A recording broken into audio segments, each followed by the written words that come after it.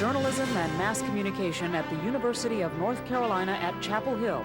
This is Carolina Week.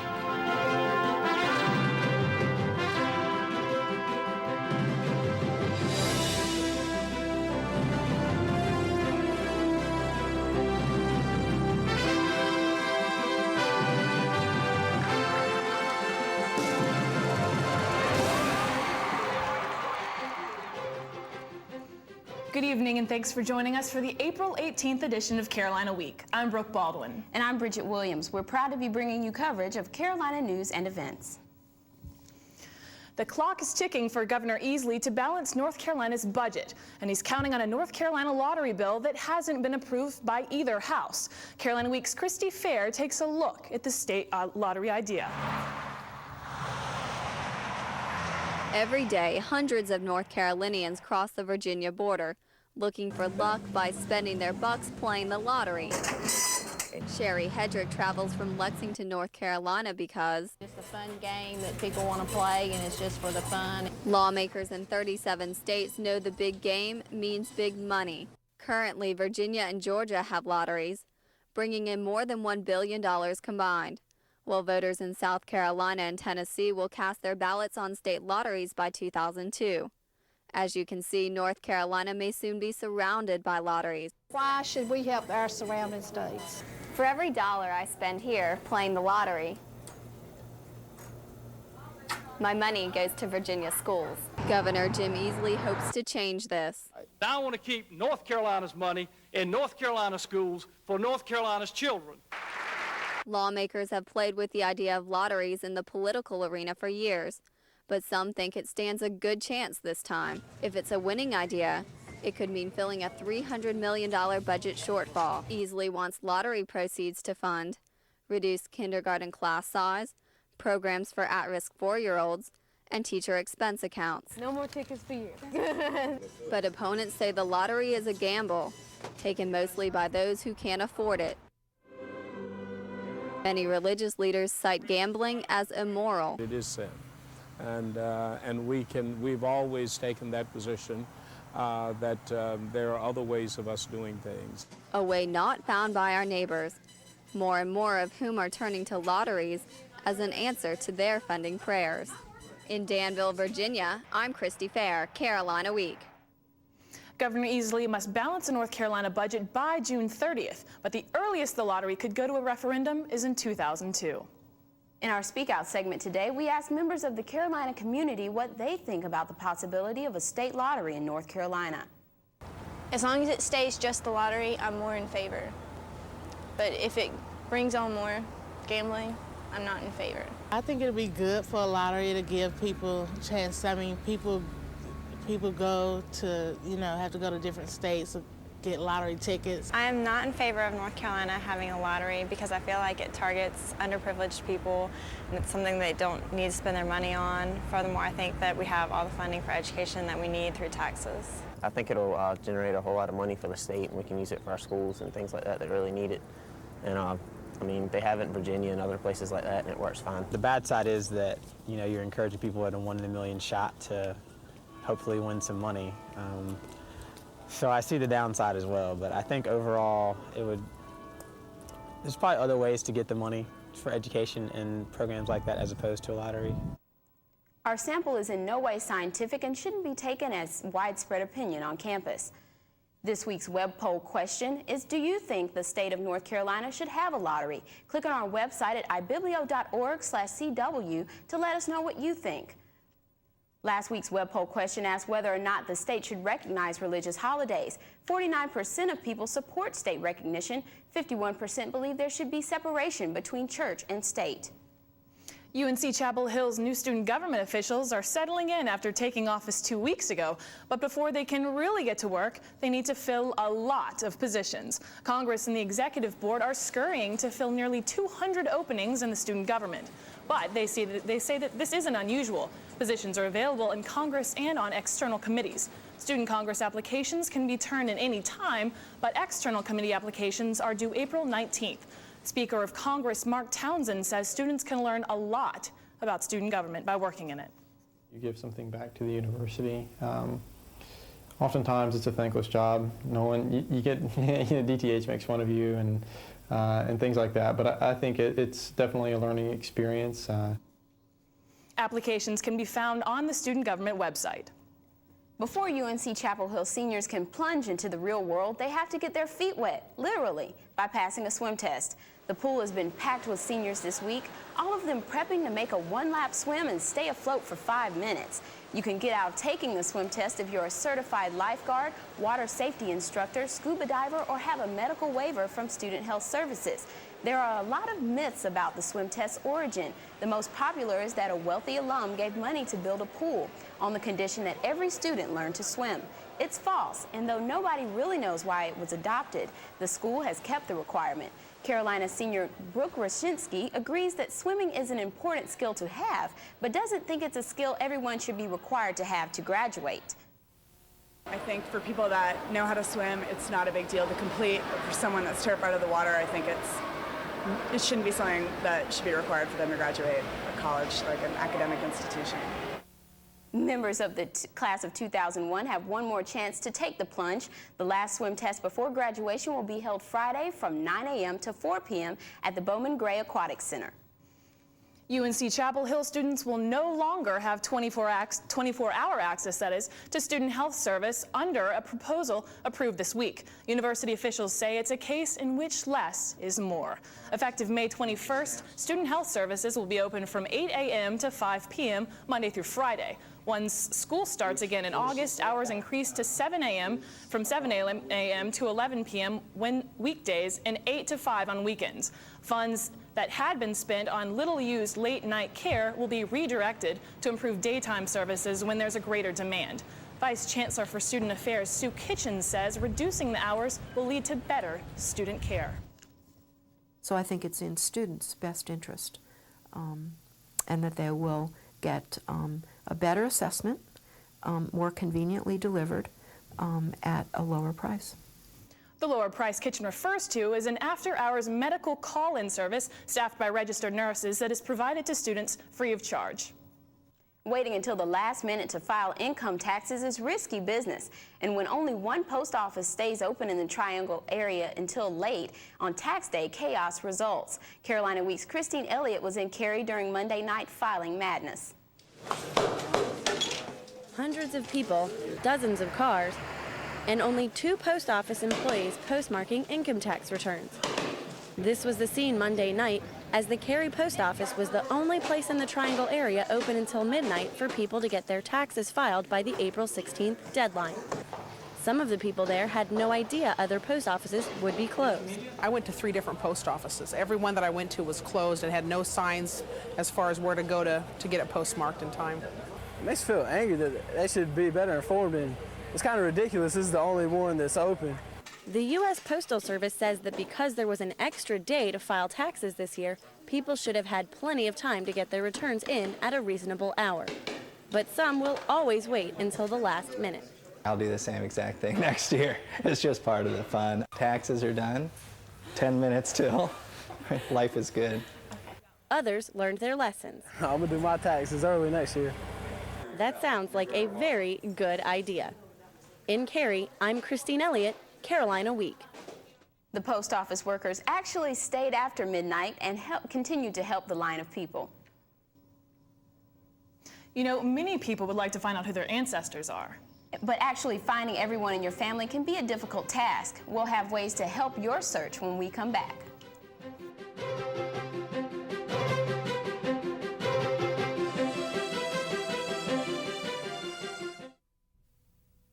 I hang out with a pretty trashy circle. The circle that helps this circle by recycling trash. We sort glass, plastic, separate cans, stack newspapers and magazines. Now, thanks to us, there are lots of products made from things we've already recycled. This cereal box wants your Sunday paper. These paper clips, in a more daring life, of 56 convertibles. The circle works like this. It starts when we recycle trash at home and at work. It's completed when we buy products made from or packaged in recycled materials. How do you know the difference? Check the label for something called post-consumer recycled content. It looks like this. Make a mental note. Then buy the highest percentage of it you can find. You'll save a tree, you'll save energy, and in your own way, you'll help save the world. Complete the circle. Call 1-800-2-RECYCLE for your free shopping guide. Environmental Defense, finding the ways that work. Have you ever wondered who your ancestors are? There are some new tools to help you research your roots. Carolina Week's Nicole Brusick shows you how to trace your past. As the years go by, our family memories start to fade. Physical traits are passed down from generation to generation. But often, photos are all we have of the past and our ancestors. Finding out about family heritage is important to many people, especially to members of the Church of Jesus Christ of Latter-day Saints. The LDS Church has created a website, www.familysearch.org, where anyone can do genealogy research. A lot of people feel an interest in knowing their roots, knowing where they come from, because it's all a part of who we are. Before you begin your search, it's important that you fill out a pedigree chart. Here you'll put the names of your relatives, the date they were born, and the date they died. This information will help you when you begin your search. One Carolina student knows just how important these names and dates can be. Rachel Blue is a member of the Lumbee Indian tribe. Knowing her pedigree is required. Because I know with our own tribal enrollment office, we have to be able to go back with our family so many generations to be able to be eligible for membership in the tribe. Rachel was able to use the family search site to add a few names to her family tree. However, Carolina Jr., Tambry Anderson, didn't have as much success in her search. Out of probably about 10 names that I had, maybe one name had hits with connections. Many African Americans find they have trouble tracing their roots because records were lost during slavery. But the LDS Church has a new CD-ROM to help African Americans with genealogy searches. The Freedmen's Bank was active during and after the Civil War. It contained both slave money and slave records. In the 1950s, the church acquired these records and recently used them to create the Freedmen's Bank CD-ROM. The new CD and website should help Tambry and others find out about their family histories. Genealogy research is an ongoing task, so it's a project that any of us could pass on to our children. In Chapel Hill, Nicole Brusick, Carolina Week. The Mormon Family History Center is located on Airport Road, and its services are free to the public. For more information, you can call 967-0988 to set up an appointment with a genealogy consultant.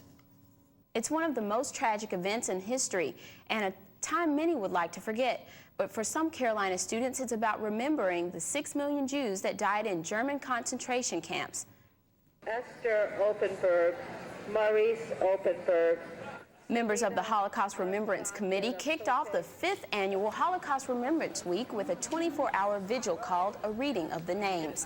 The commemoration involves members of the Carolina community reading the names of Holocaust victims. Each participant received a yellow ribbon and his or her name on a link in the chain of life. For some, the week's events provide an opportunity to recall and rise above past mistakes. It's a way to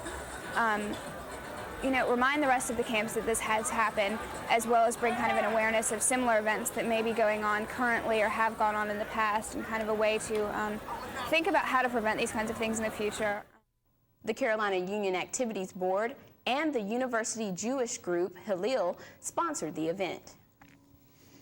It's no secret that the UNC-Chapel Hill Journalism School is often ranked #1 in the nation. As a result, many esteemed journalists visit Chapel Hill each year to speak to students and faculty.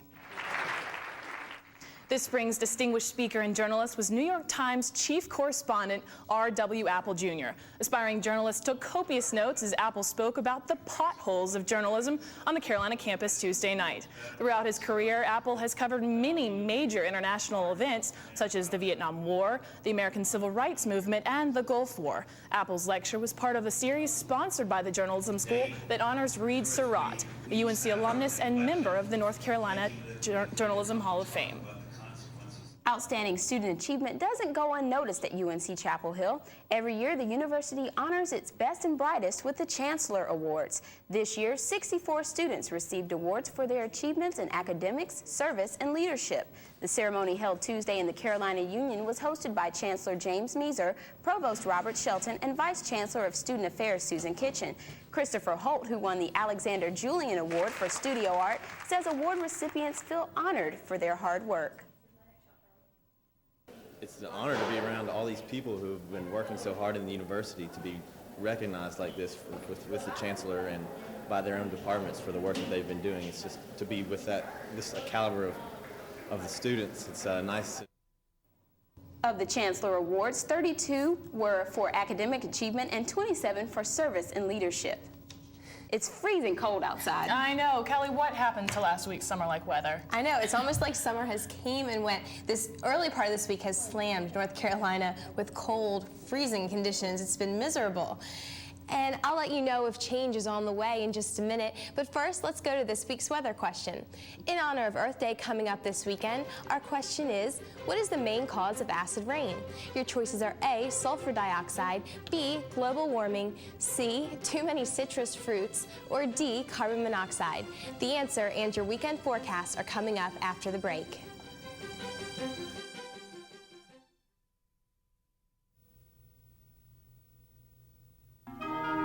I wonder how Silent Sam feels about guarding the university from groups of third-grade kids.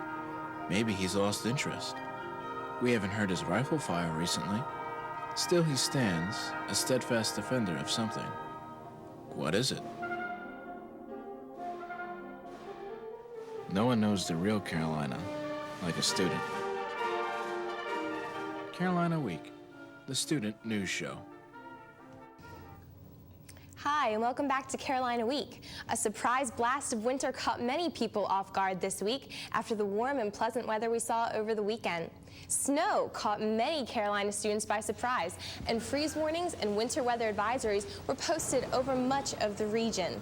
The good news is that warm weather is about to come back into play, as what a difference a day does make. This is the same shot just 24 hours later as blue skies and chilly conditions have filtered in. We'll see how long it takes till we return to spring in just a minute. But first, we talked a little bit about Earth Day coming up just this weekend. Earth Day is this Sunday, April the 22nd. It's a worldwide day, began in 1970, that celebrates environmental awareness across the globe.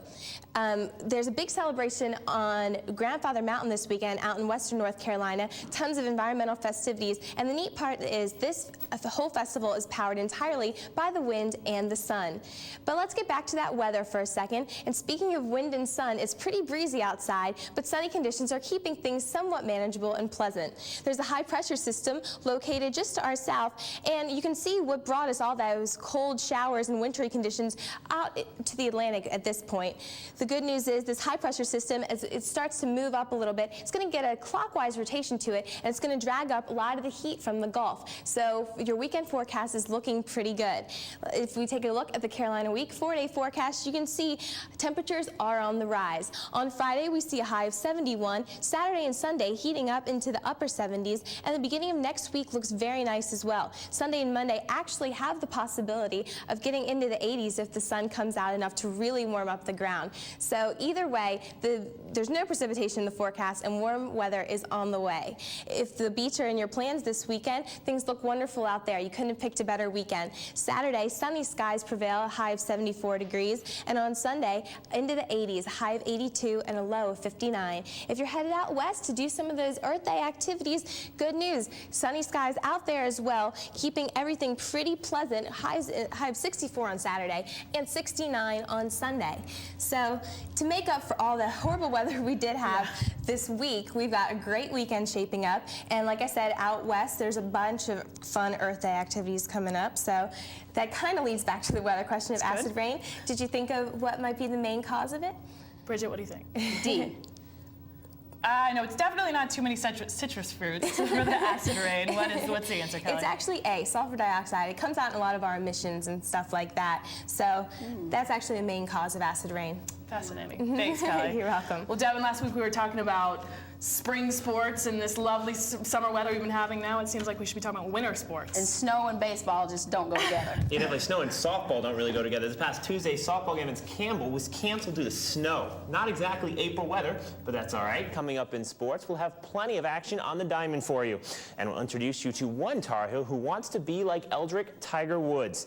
And going to break, speaking of golf, this past weekend, some of the best college golfers in the country came to Chapel Hill for the Intercollegiate Golf Tournament. The Heels finished third, and arch rival Duke won top honors.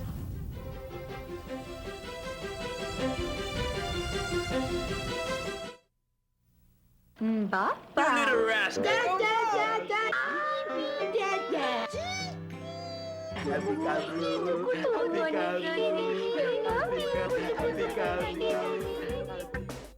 Scientists have proven that his brain will develop better when you read, sing, and talk to him in full sentences from the day he is born. What do you want, honey? Let him bring out the baby in you, but you need to bring out his mind. An early start. Now that's smart. Welcome back to Carolina Week. One Carolina spring team seems to enjoy winter-like temperatures. The men's baseball team hosted 19th-ranked ECU on Tuesday. Things starting a little crazy, a two-man rundown rattles the Pirate defense, and rattled they were for the rest of the game. Pick it up in the bottom of the third, no score coming up. Ralph Roberts hits it up the center, and a bad throw, and one man will score. Go pick it up in the fifth inning. Highlights are better there. Heels up one. Sean Farrell with a single shot to left. That'll go for the distance. Carolina and upsets the Pirates 6-3. Taking on ACC foe Virginia during the weekend. Carolina coach Mike Fox isn't all that pleased, but he'll be happy very soon. UNC Ralph Roberts on the mound getting some defensive help from first baseman Jason Howell. Here with a nice diving stop and toss to Roberts. The Who's weren't as good with the gloves as Robert puts a ground ball through the first baseman's legs to score the run. Kevin Bauer finishes UVA off with a strikeout to preserve off the win with a 7-6 victory. On Sunday, when the rains came, and so did the Virginia runs, as they take a 5-0 lead into the bottom of the 8th inning. The Heels score twice, but the Who's Brandon Cresswell wraps up a 6-hit complete game to take the victory for Virginia 5-2, preventing a UNC sweep. Carolina won on Friday 10-6. The Heels now host Duke this weekend at Boschheimer Stadium. Tiger Woods won his first major championship in 1997, capturing the prestigious title at the Masters. Since then, he has set off a whirlwind of excitement through the game of golf. Carolina Week's Joe Disney has one UNC-Chapel Hill varsity golfer's perspective on the Tiger effect. When Tiger Woods donned the Masters Championship green jacket for the second time in his career, he accomplished something no professional golfer has ever done before, holding all 4 major championship titles at the same time, and setting a new standard of performance for young golfers, including those in the college ranks, like Carolina's Dustin Bray. As a lifelong golfer, Dustin understands that Tiger has changed the way golf is viewed today. Even as far as from a fan standpoint, it's a different game when you go to tournaments nowadays because there's so much energy and there's so much excitement that this game isn't boring anymore. While Tiger's influence on fans is recognized, his effect on fellow golfers, on how they play, is just as important. You got to be able to hit the golf ball long ways, but that's a good thing, you know, because that's what makes it so much fun is to go out there and really be able to hit good, solid, long golf shots. Tiger's near-perfect balance of power and precision is down the golfing road for Dustin, but the two have one common trait: a mental edge that can win tournaments in the midst of pressure. Carolina coach John Inman, himself a college champion, sees the similarities. You know, he just has that innate ability, that knack of making pars from bad situations, and if he makes a bogey or a double bogey, he always seems to come back with a birdie or two. While Dustin hopes to one day tee it off with Tiger in the final round, he has more immediate goals at hand. I mean, you come here and you look to win golf tournaments. You don't look to come out and just play well. You want to win every tournament you enter, you know. Dustin will need all the wins and experience he can get if he hopes to one day tame the Tiger. In Chapel Hill, I'm Joe Disney, Carolina Week. Bray will look to lead the Heels into the ACC Championship beginning April 20th, and Tiger will defend his U.S. Open title starting June 14th. Several Tar Heel football players will find out where they're headed next year with this Saturday's NFL Draft. Among those who are eligible for the draft from Carolina are number 44 linebacker Brandon Spoon, tight end Algie Crumpler, linebacker number 52 Cedric Hodge, tight end Dante Finger, and offensive lineman James Wagstaff. ESPN draft analyst Mel Kiper Jr. expects Spoon, Crumpler, and Hodge to be second-round selections on Saturday, with Crumpler being the second-best tight end available in the draft. Another Tar Heel will find out her professional fate this week, and Laquanda Barksdale. She's expected to be one of the top picks in the WNBA draft. Barksdale led the ACC in scoring for the past 2 seasons. The WNBA draft will be held this Friday at 11:30 a.m. live on ESPN2. Another Tar Heel up for that draft is Juana Brown. We're still awaiting word from Joseph Forte. He has until May 13th to decide if he's going to the NBA. It should be interesting to see what happens. We're all waiting. Thanks, Devin. If you've been to Pittsboro, North Carolina lately, you might feel like you're in a jungle. We'll show you some endangered animals up close and close by when Carolina Week continues.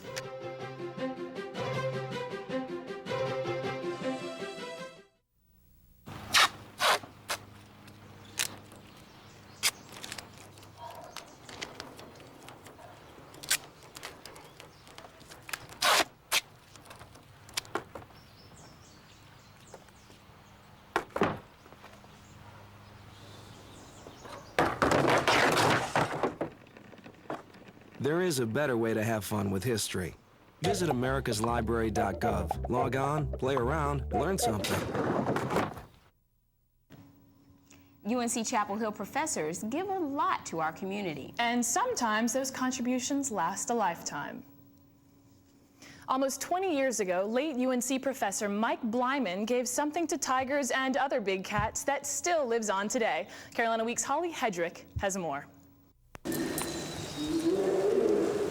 Romeo is furry, 800 pounds, endangered, and living very close by. Romeo is one of 230 animals housed at the Carnivore Preservation Trust, or CPT, in Pittsboro. 10 staff members and hundreds of volunteers dedicate their time to make these animals happy and healthy. It's a lot of hard work, but it does pay off.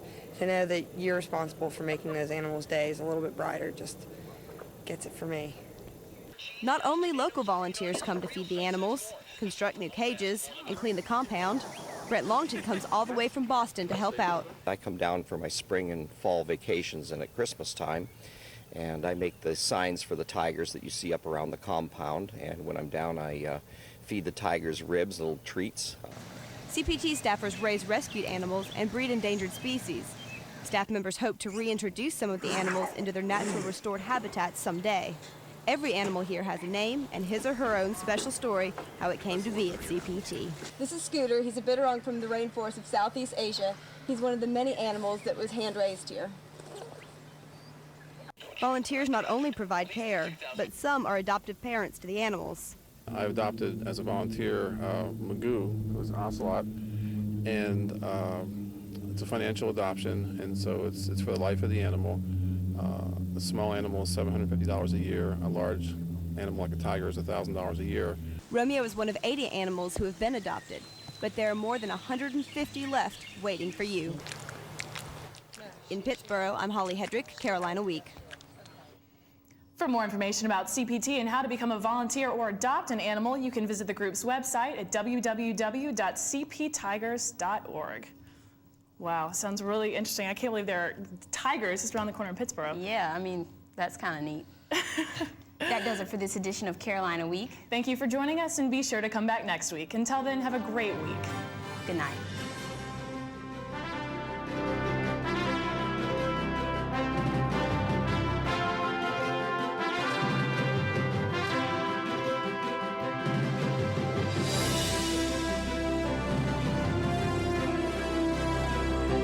Carolina Week at 843-8292. You can also visit us online at ibiblio.org/CW. If you have questions about this program, write Carolina Week at Campus Box 3365, UNC-Chapel Hill, North Carolina, 27599.